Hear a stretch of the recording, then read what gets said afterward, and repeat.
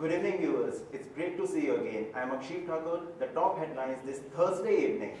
Pakistan-based group carried out 26/11 attacks. Pakistan's ex-NSA Durrani. India's oldest aircraft carrier INS Virat sails into history. Supreme Court could revive conspiracy charge against Advani, Uma Bharti in Babri demolition case.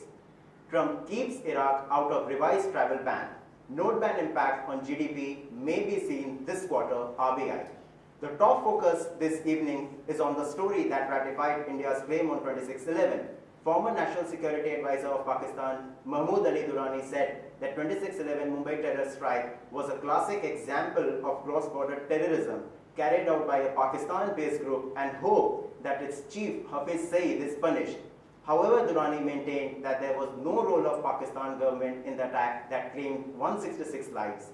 Durrani, who had served as Major General in the Pakistani army, was sacked in 2009 for having indicated that Ajmal Kasab, the lone Pakistani terrorist arrested for the Mumbai terror attack, may have been a Pakistani.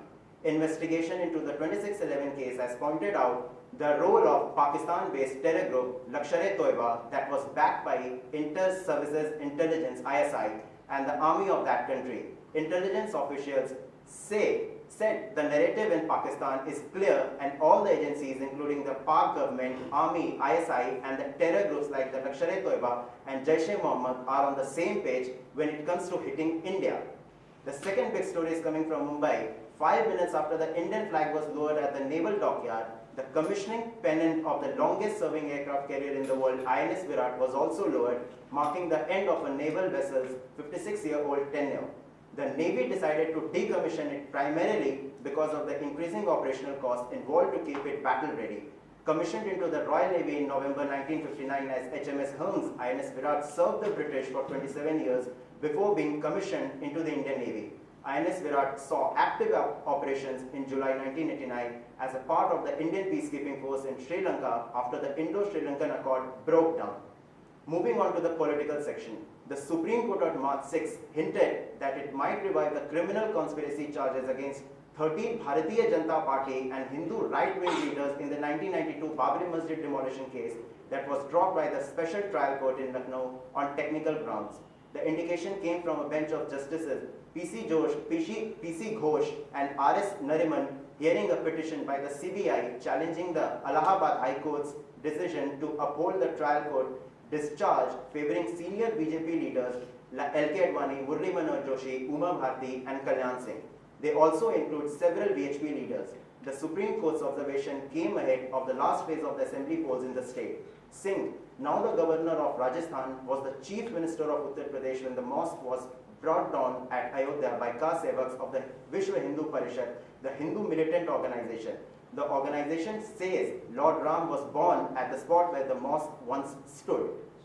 Moving on to the international section, in several major departures from its earlier travel ban, the Donald Trump administration's new order issued on Monday, March 6, temporarily bans citizens of 6 Muslim-majority nations from entering the United States and allows all those who have valid visas.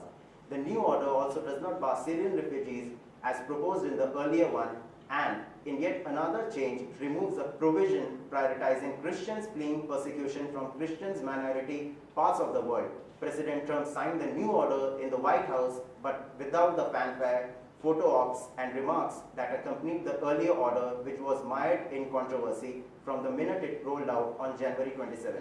The purpose, as before, was to prevent terrorists. Trump, who first proposed a temporary ban on Muslims during his presidential campaign last year, had said his original executive order was a national security measure meant to head off attacks by Islamic militants. On the economic front, demonetization impact on GDP may be seen in the current quarter in some segments, while the remonetization exercise should be completed in 2-3 months. RBI Deputy Governor Viral V. Acharya said on Monday.